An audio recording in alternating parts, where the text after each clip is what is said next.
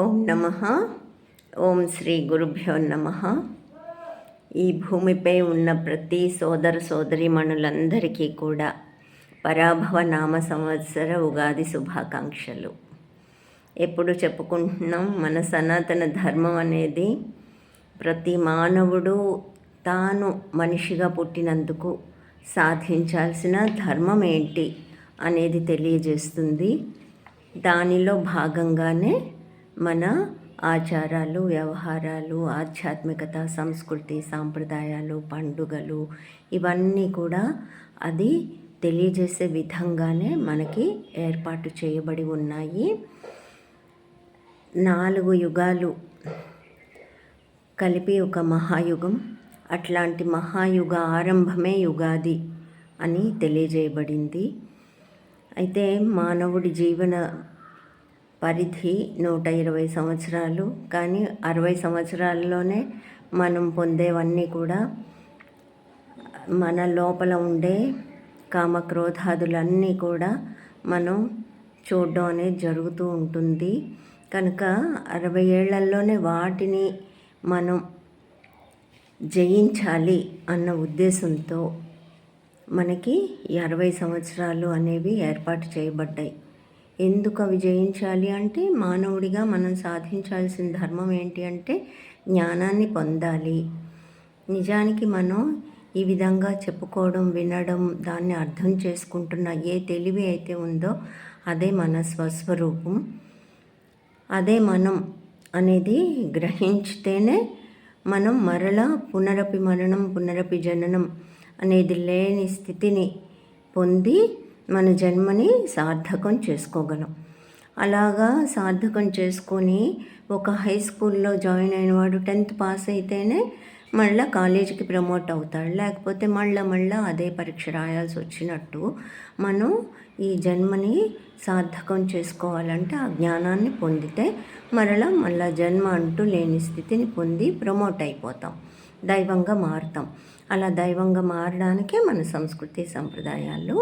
ఈ 60 సంవత్సరాల పేర్లు ప్రభవ, పుట్టుకతో మొట్టమొదట, అంటే ముందుగా, భవ పుట్టుట, పుట్టడంతో మొదలయ్యి అక్షయతో ఎండ్ అయిపోతుంది. క్షయము అంటే నాశనం అయ్యేది, అక్షయం అంటే నాశనం లేనిది. అట్లాంటి స్థితిని మనం పొందాలి అనే విషయాన్ని తెలియజేసేవే మన 60 సంవత్సరాల నామములు కూడా. కనుక ప్రతి సంవత్సరంలో కూడా ఎందుకు మనకి ఆ పేరు పెట్టబడింది, అది మనం గుర్తించి దాన్ని ఆచరణలో పెట్టాలి. ఇప్పుడు మనకి ఈ సంవత్సరం పరాభవ నామ సంవత్సరం. అసలు పరాభవం అంటే ఏంటి? మామూలుగా ఓటమి, ఓడిపోవడం, అణచివేయబడ్డం, అవమానం, ఇట్లాంటి నానా అర్థాలు ఉన్నాయి, సామాన్య అర్థాలు ఇవన్నీ కూడా. అయితే అసలైన అర్థం ఏంటి అనేది చూస్తే పరాభవతి అహంకారం ఇది పరాభవ.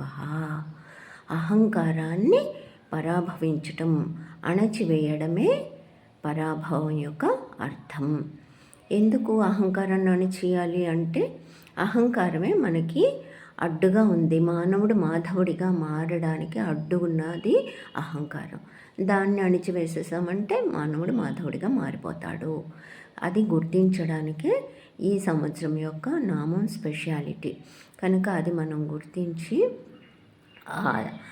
అరిషడ్ వర్గాలైన కామ, క్రోధ, లోభ, మోహ, మదమాత్సర్యాలనే వాటిని, అహంకారాన్ని అణచివేసి వాటిని తొలగించుకొని అసలైన అర్థం ఏంటి అంటే అంటే పరాభట్టారిక లలితామాత, భవ అంటే భవుడు, శివుడు అని అర్థం.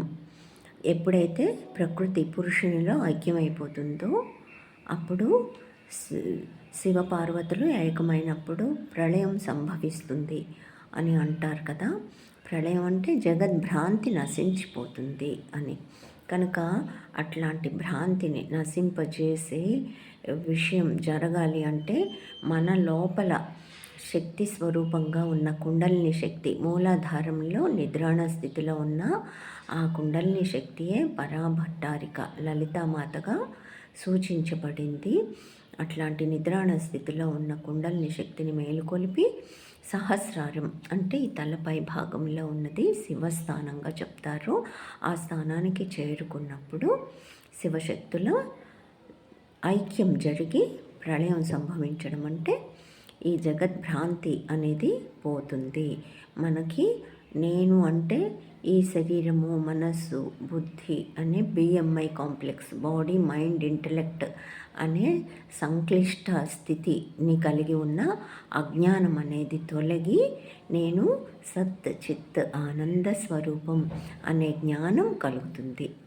అట్లాంటి జ్ఞానం కలగాలంటే ఈ శివశక్తుల ఐక్యం జరగాలి. అదే పరభవ యొక్క అసలైన అంతరార్థం. భవ అంటే మనకి పుట్టుట అనే అర్థం కూడా ఉంది. పర అంటే పరాస్థానం. చూడండి, వాడు పరధ్యాసలో ఉన్నాడు అంటారు.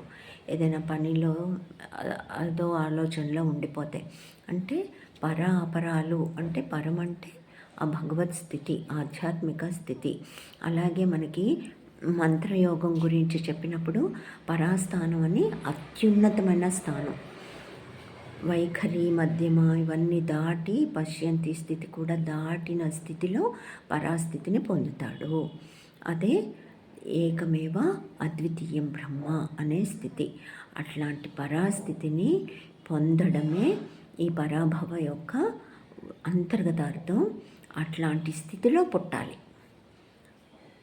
ఉన్నది ఏదైతే అత్యున్నతమైన స్థితో, ఉత్కృష్టమైన స్థితో, ఈ ఇంద్రియాలు, మనస్సు, ఈ జగత్తు దాటిన ఆ జగత్ ప్రళయం అని చెప్పుకున్నాం కదా, అది అంతమైపోయిన స్థితిలో ఉన్న ఏదైతే ఉందో అట్లాంటి సమాధి స్థితినే పరాస్థితి అని కూడా అంటారు.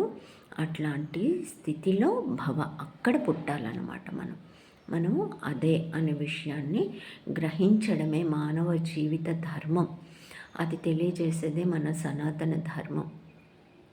ఇన్ని విధాలుగా ప్రతి పదానికి సంస్కృతంలో అర్థాలు ఉన్నాయి కనుక అన్ని విశేషార్థం పొందాలి అంటే సామాన్య అర్థాలు మనం పొందాలన్నమాట. కనుక అలాంటి పరాస్థితి పొందాలి అంటే శివశక్తుల ఏకం అవ్వాలి.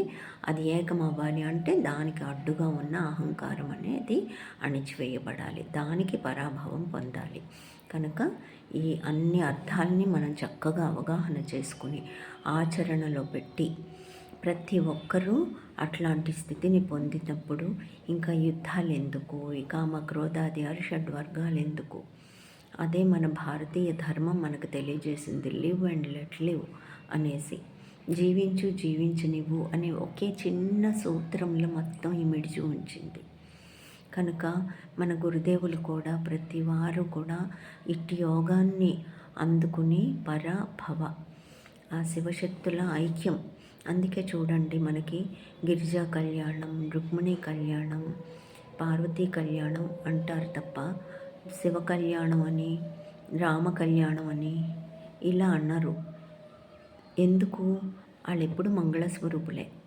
శివుడు అక్కడ ఉండేది, పొందాల్సింది మూలాధారంలో ఉన్న శక్తి స్వరూపం శివుడితో ఐక్యం అవ్వాలి అనేది తెలియజేయడానికే. కనుక అది చక్కగా పొంది ప్రతి ఒక్కరూ కూడా మానవుడు మాధవుడిగా మారి ఆనంద స్థితిని పొంది మానవ జన్మ అతి ఉత్కృష్టమైనది, అతి విలువైనది.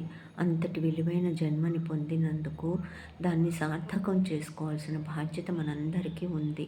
కనుక మనం అట్లాంటి స్థితిని పొంది ప్రపంచం ప్రజలందరికీ కూడా ఆ స్థితి పొందే అవకాశాన్ని అందజేయాల్సిన బాధ్యత ప్రతి ఒక్కరికి ఉంది. కనుక మన సనాతన ధర్మం ఏదైతే అందించిందో దాన్ని పొంది వసుదైక కుటుంబంగా మొత్తం వసుధ మీద ఉన్న వాళ్ళందరూ కూడా ఒక కుటుంబంలో వ్యక్తులు ఎలా అయితే ఆత్మీయతతో, ఆనందంతో, అనురాగంతో ఉంటారో అలాగా మానవులు మాత్రమే కాకుండా సకల జీవరాశులు కూడా అట్లాంటి ఆనంద స్థితిని పొందే విధంగా పరస్పరం సహకారంతో పొందుతూ అహంకారాన్ని అణచి ఆ పరాస్థితిని పొందాలని ఆశిస్తూ ఆకాంక్షిస్తూ ఓం నమః.